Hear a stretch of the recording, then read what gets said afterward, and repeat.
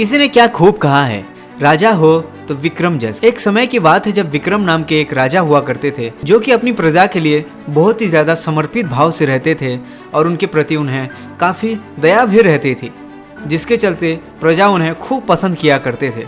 काफी सालों तक उन्होंने राज किया। एक बार की बात है जब राजा विक्रमादित्य एक महल बनवा रहे थे। नक्शा पूरी तरह तैयार हो चुका था, लेकिन नक्शे में एक झोपड़ी आड़े आ रही थी जो कि राजमहल की सुंदरता को नष्ट कर रही थी।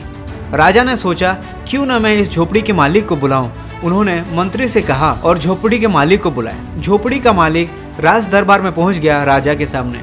तब राजा ने कहा, यह झोपड़ी हमारे राजमहल की शोभा को नष्ट कर रही है, तो मैं चाहता हूं कि इस झोपड़ी को हटा दिया जाए, जिसके बदले तुम्हें बहुत ही मोटी रकम दी जाए। लेकिन झोपड़ी का मालिक बहुत ही अड़ियल था। उसने कहा, महाराज, मैं आपकी इस प्रस्ताव से बिल्कुल भी संतुष्ट नहीं हूँ, क्योंकि इस झोपड़ी में मैंने अपनी पूरी जिंदगी बिताई है, तो मैं कहीं और जाके रहना बिल्कुल भी नहीं चाहता। राजा असमंजस्य में पड़ गए। उन्होंने कुछ देर सोचा और झोपड़ी के मालिक को अपने घर वापस भेज दिया। तब राजा ने अपने मंत्री से कहा, देखो, हम इसकी झोपड़ी को बिल्कुल भी नहीं हटाएंगे, क्योंकि ऐसा करना हमारे शोभा के खिलाफ है और इससे प्रजा के मन में हमारे प्रति गलत धारणा पैदा हो जाएगी। तो हम इसकी झोपड़ी को वैसे ही रहने देंगे।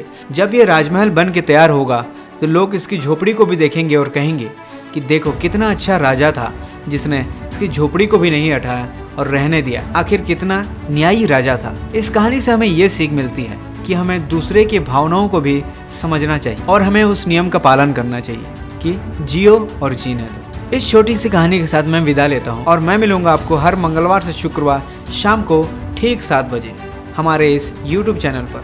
तो आपको ऐसी और कहानियाँ देखनी है तो चैनल को अभी सब्सक्राइब करें और ऐसी ही कहानियाँ देखते रहें। मैं मिलूंगा आपको एक और नई वीडियो के साथ। तब तक के लिए ख्याल रखिए अपना। जय हिंद, नमस्कार।